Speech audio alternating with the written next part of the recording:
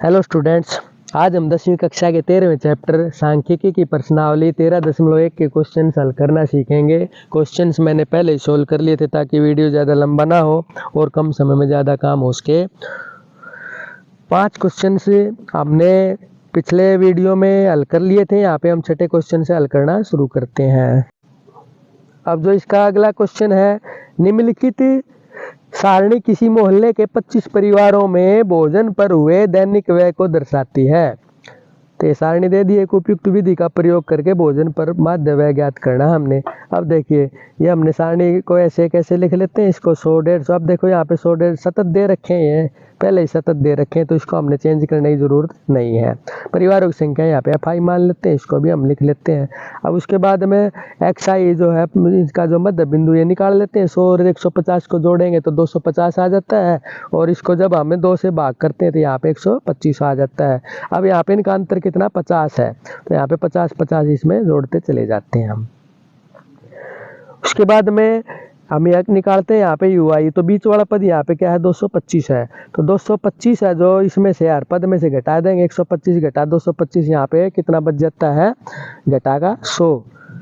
125 घटा 225, क्योंकि घटा की संख्या ज़्यादा है तो घटा के 100 बच जाते हैं, और यहाँ पे इनका अंतर कितना है, 50 है, तो 50 से भाग करने के बाद यहाँ पे आ जाता है घटा का 2। इसी प्रकार फिर घटा 1, 0, 1, 2 सीधा लिख सकते हैं हम इनको लगातार। और उसके बाद FI और UI की गुणा कर लेते हैं हम। यहाँ पे ये आ जाती है घटा का 8, और ये आ जाती है 5 और घटा 1 की गुणा घटा 5, 12 और 0 की गुणा 0, 2 और 1 की गुणा 2, और 2 और 2 की गुणा यहाँ पे 4 आ जाती है। जब इसको हल करते हैं तो हमारे पास घटा के 7 ज़्यादा बच जाते हैं, क्योंकि 4 और 2 6 और 8 और 5 13, तो 13 जो है घटा की संख्या यहाँ पे ज़्यादा आती है, तो घटा के 7 यहाँ पे बच गए। अब उसके बाद में पद विचलन विधि है जो हम यहाँ पे इसको इसी प्रकार से हल कर लेंगे। जैसे हमने 225 घटाया तो 225 यहाँ पे जोड़ लेते हैं, 50 से भाग किया तो 50 यहाँ पे गुणा में ले लेते हैं, और घटा 7/25। इसको हल करने के बाद हमारे पास आ जाता है 211। तो भोजन पर हुआ माध्य व्यय कितना है, 211 रुपये।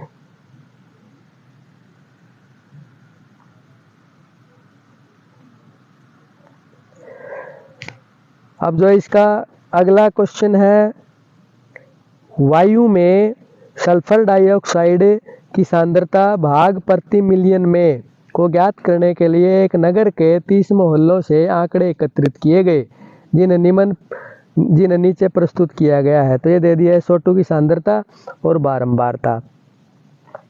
वायु में SO2 की सांद्रता का माध्य ज्ञात कीजिए, तो हमने ये ज्ञात करना है। अब जो ये स्टेटमेंट में जो दे रखे हैं इसको हम यहाँ पे सारणी बना लेते हैं, तो ये हो जाती है। इसको हमने ऐसे कैसे लिख लिया है, FI है, ये भी ऐसे कैसे लिख लेते हैं जो दे रखे हैं। XI के बीच का पद हम यहाँ पे निकाल लेते हैं। अब क्योंकि आंकड़े छोटे हैं तो हम यहाँ पे प्रत्यक्ष विधि से निकाल देते हैं। इसकी गुणा करके 4 और 0.2 गुणा यहाँ पे 0.08 आ जाती है, यहाँ पे 0.54। इसी प्रकार हमारे पास जो इनका जोड़ आ जाता है 2.96। और माध्य ज्ञात करने के लिए क्या किया हमने, 2.96 को 30 से भाग कर देते हैं, यहाँ पे 0.099 आ जाता है। तो वायु में SO2 की सांद्रता का माध्य कितना है, 0.099 ppm। ppm का मतलब क्या है, पार्ट पर मिलियन। P से बन गया पार्ट, P से बन गया पर, M से बन गया मिलियन। हिंदी में बोलेंगे तो भाग प्रति मिलियन।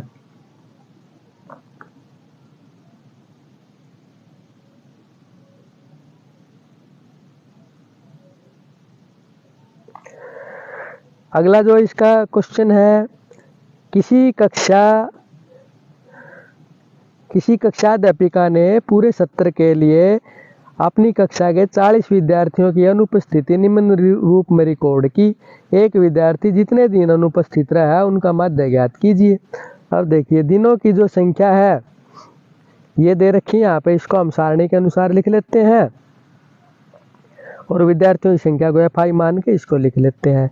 XI जो इसका जो बीच वाला पद यहाँ पे निकाल लेते हैं हम।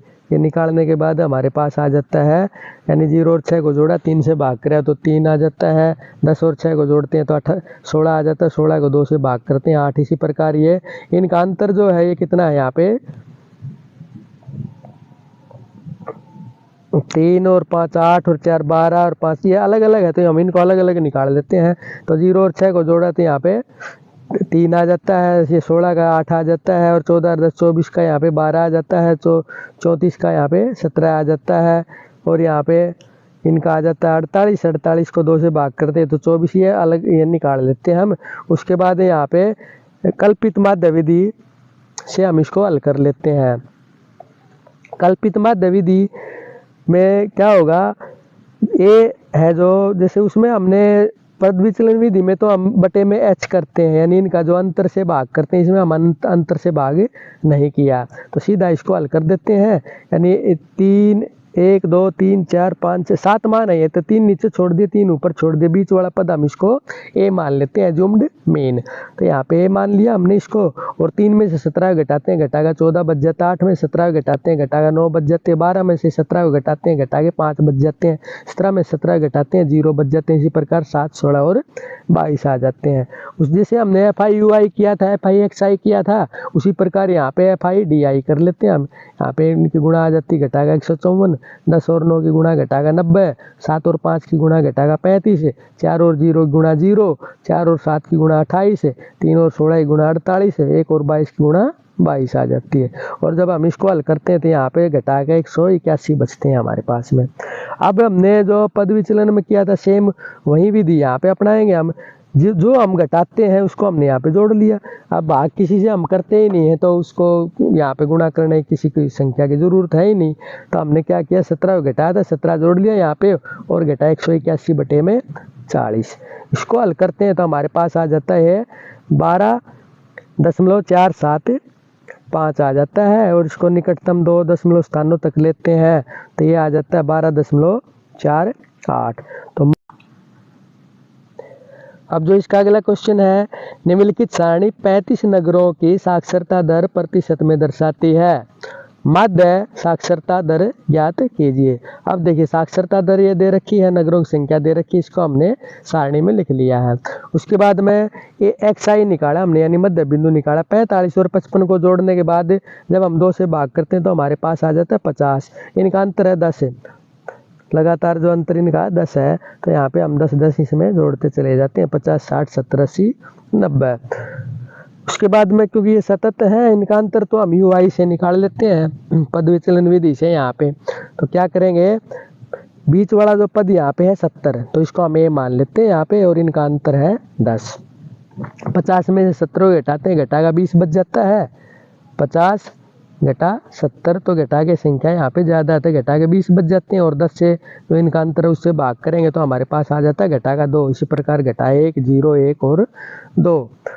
अब हमने कर दिया इसको FI/UI की गुणा, 3 और घटाए 2 गुणा घटा 6 आ जाती है, 10 और 1 घटा 1 की गुणा आ जाती है, घटागा 10, और 11 को 0 से गुणा करते हैं तो 0 आ जाती है, 8 की 1 से गुणा करेंगे तो 8 आ जाती है, 3 को 2 से गुणा करते हैं तो 6 आ जाती है। अब हमारे पास बच जाता है घटा के 2, क्योंकि 10 और 6 को जोड़ें घटागा 16 आ जाता है, ये आ जाता है जमागा 14, तो घटा के 2 यहाँ पे ज़्यादा हो जाते हैं।